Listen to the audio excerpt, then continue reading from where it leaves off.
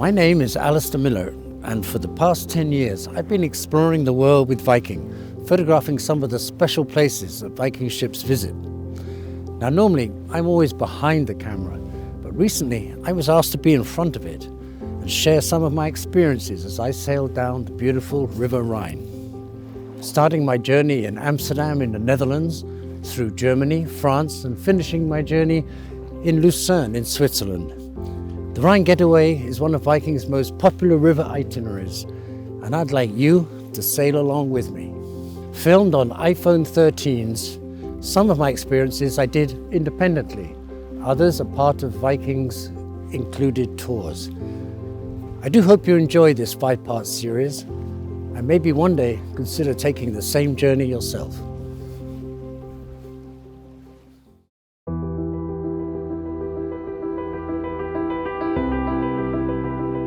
Today's episode finds me in Heidelberg, where I meet local students, find out about the dangers of sword fighting, wander the stunning castle ruins, and discover an abandoned Nazi amphitheater. Then, further up the Rhine, I go ashore in beautiful Strasbourg and taste some delicious cheeses and chocolates in this gastronomic French city.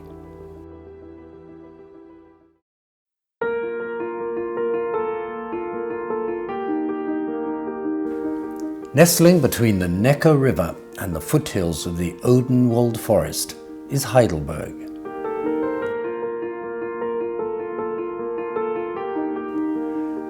Sometimes this city really seems to have everything. A romantic old town, a charming bridge, a vibrant student life, and a fairy tale castle perched up on the top of a hill.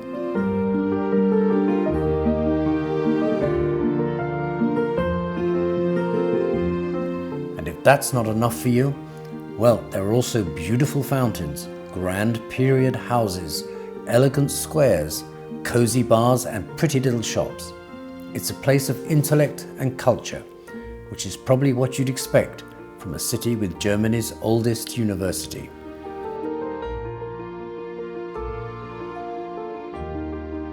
Restaurants here don't get much more typical than this, a traditional student pub where sword fights were once organized and the resulting scars were marks of honor and worn with pride.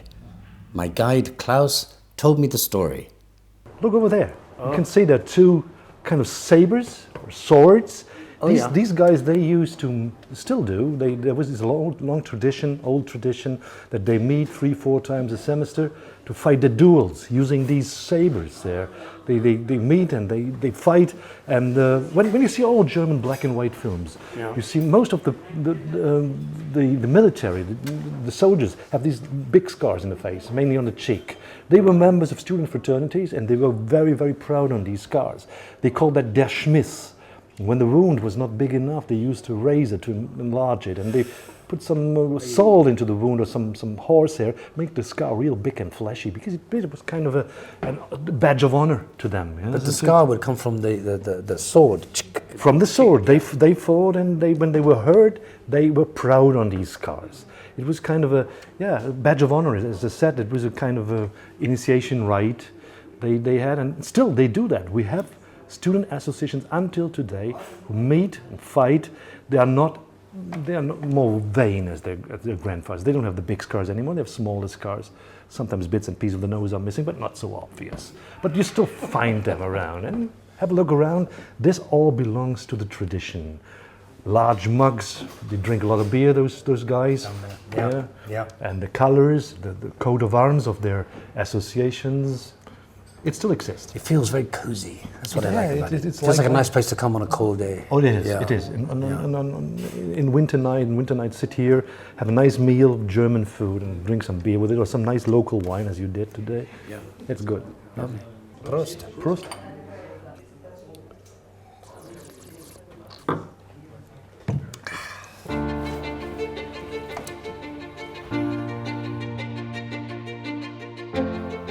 Visible from everywhere in the city, the red sandstone of Heidelberg Castle glows when the sun hits it.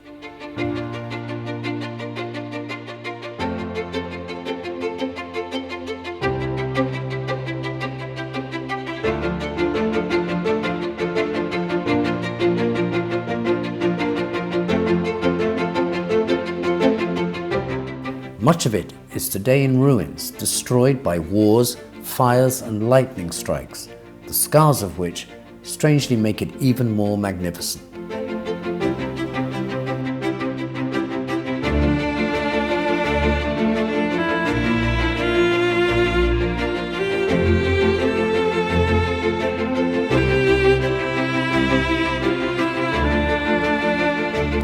Poets and painters immortalized its romantic ruins.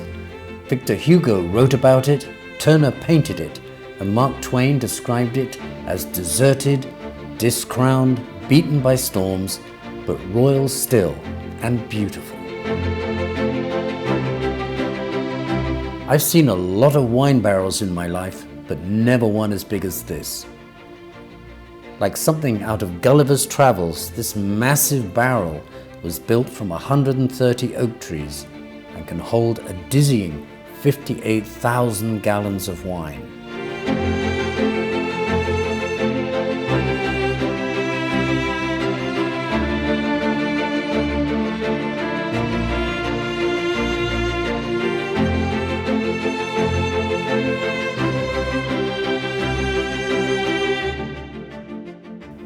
Founded in 1386, Heidelberg is Germany's oldest university, and I'd arranged to go and have a coffee with two foreign students, Ilias and Adriana, and find out why they had come to study in the city. I wanted to open my horizon, and then I thought, okay, maybe I can study in another place of the world, and why not Germany? I like the German language, and I like the German culture. And I was only in Colombia and in America, which is like a part of the new continent. So I really, my hobby is architecture, to see the architecture and the old things. And then I thought, Europe is a nice place. The buildings are beautiful, so you are really, okay, if you are in the campus, not too much, but if you are here in the old town, it's beautiful. So you are really in old buildings and really beautiful buildings. And people here are much more, more German, they're much more direct. This is good because when you need something, they don't like small talks. When you need something, they know it, they say yeah or no. It's like direct, ja, nein. Es gibt kein, you know what you expect. They don't do it because they want to make you feel worse or something. It's like they want to be just honest and clear.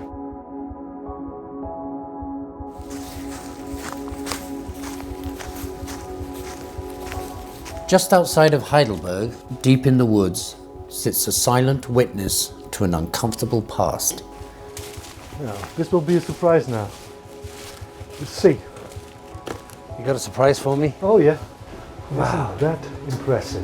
That's magnificent. Whoa, It's huge. big. 15,000 spectators. A place where history resonates. As the sun was low in the sky, I visited Thingstätte, an abandoned and mostly forgotten Nazi amphitheater. In the 1930s, as Hitler was rapidly ascending to power, the Nazi Party planned to build open-air theaters across the country, where grand displays of propaganda could be performed for the German people. And Joseph Goebbels himself was here to inaugurate the place. Goebbels came here. Wow. Yeah, you could have photos. He was standing up there in front of the stage and talked to the crowds. Architecturally, it's very well done because the acoustics are incredible in here. You can stand up there in front without a microphone, you talk, and everybody who's standing up there on the top of the rows, I can hear you very clearly. Yeah, I can understand you without a microphone. Can we test that out? If I go up there and you talk here? If you go up there, if you want to. You promise me or I'll hear you? We can try it. Okay, that's all right. Maybe it's just a myth.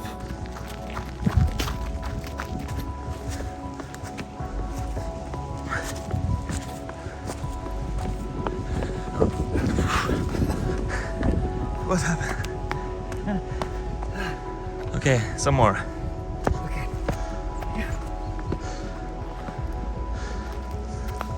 You should be able to hear me up there without a microphone and understand every single word I tell you. I can hear you. That's amazing. I can hear him clearly. I was struck by the contrast with the castle across the river in Heidelberg. 2 ruins, one visited by 1 million tourists a year, the other an empty and forgotten shell, a remnant of Germany's dark past, slowly being devoured by the forest.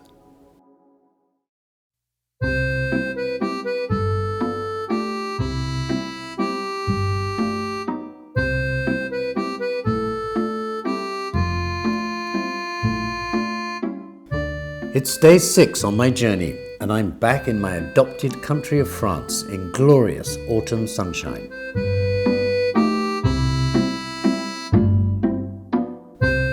Sitting right on the border with Germany, the city of Strasbourg is famous for its sandstone Gothic cathedral, its timber-framed houses, and its gastronomic cuisine.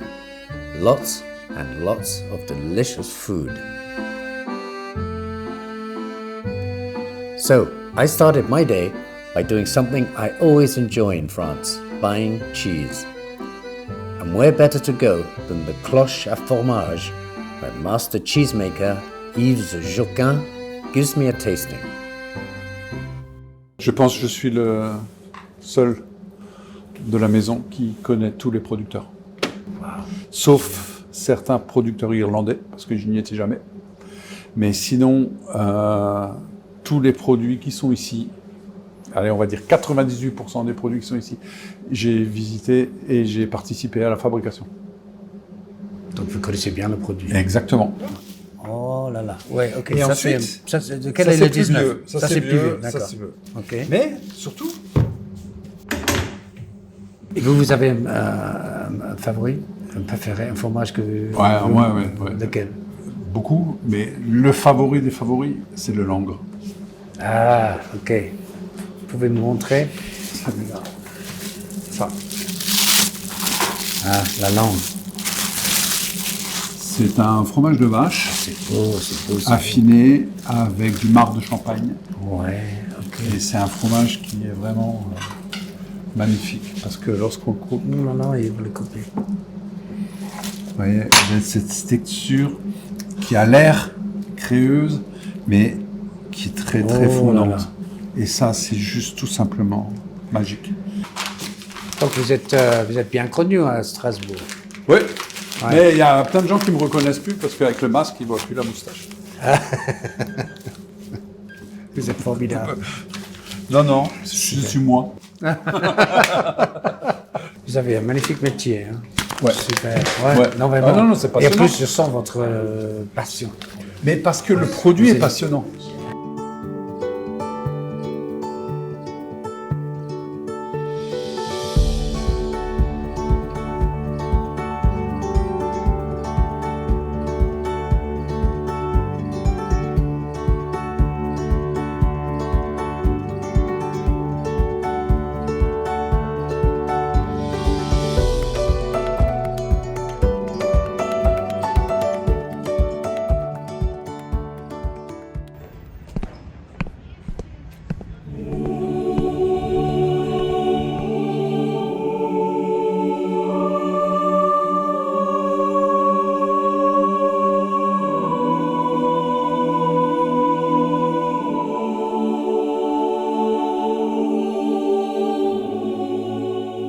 Strasbourg Cathedral, massive yet delicate, a masterpiece of Gothic art.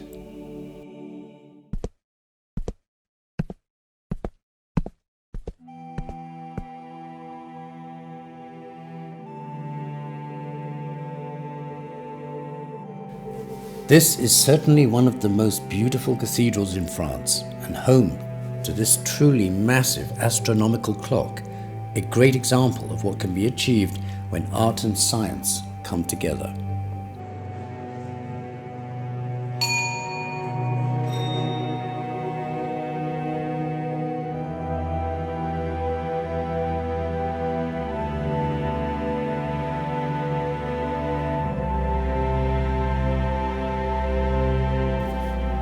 Inside, the long aisles inspire peace and reflection.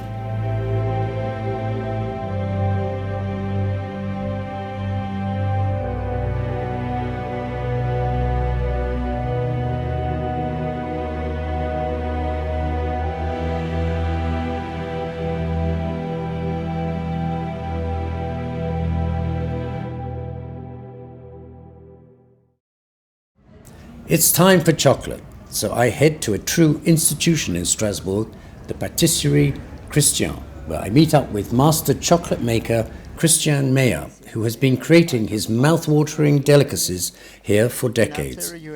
Just watch and enjoy someone as passionate as this about his work. We have to know that in the beginning a cocoa bean is a fruit. So when you have this on your mind, you say, okay, it's a fruit, you have to respect it. So good fermentation, not too much roasted, to have the flavor of the fruits and not the flavor of the chocolates. First the fruits, after the chocolate, and the taste of chocolates coming from the roasting. So the new technology we use for more than 20-25 years is not roasting to high temperature, low temperature, a little bit more, and you keep all the flavors of the single origin of the chocolate, and that's a good way. This is milk chocolate? That's milk chocolate, Yeah, okay. yes. That's milk chocolate. Can I stick my hand in here? Yes. No, I'm joking. No, a finger. You can. Yeah? Okay. Oh, That's the best. Just like a children. I mean, I just... Normally I don't like this No. lime chocolate, but this was... I thought that We was do delicious. this Oh my this God. morning. Whoa, whoa, whoa, oh my God. That's another one. So, this one, special. Doing with honey. Inside, on the bottom, is almonds. Crispy almonds cooking with the honey. And you taste. That's just beautiful. Thank you.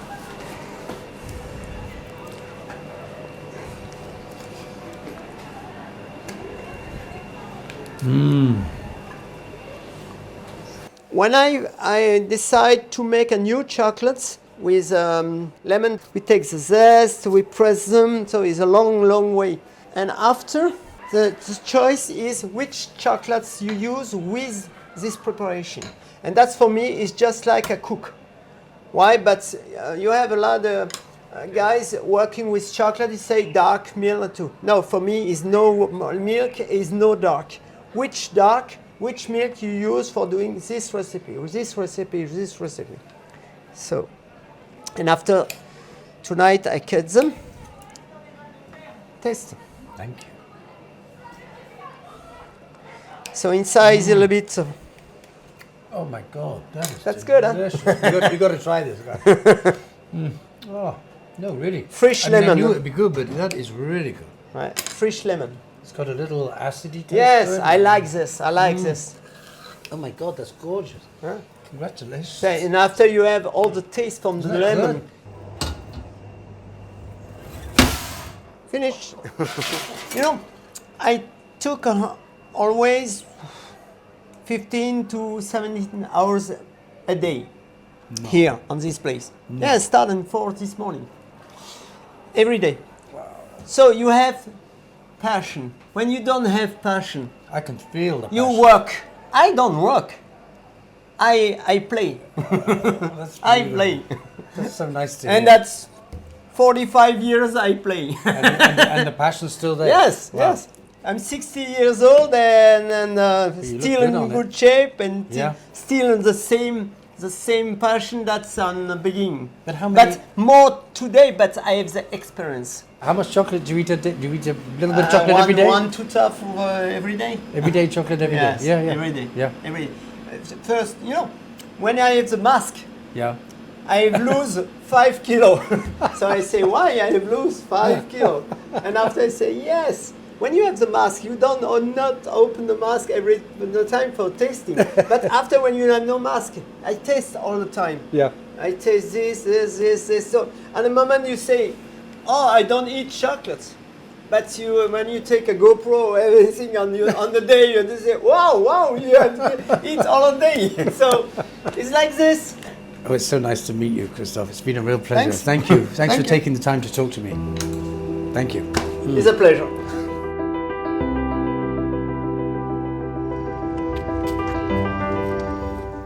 What a time I'd had in Strasbourg. I was so impressed with the passion that Yves and Christian poured into their delicious cheeses and chocolates. With a full stomach and sore feet, I went back to the ship, and later that evening, as we sailed towards Switzerland, I enjoyed a glass of wine on the aquavit terrace with a fellow traveller, exchanging the stories of our day in one of my favourite cities.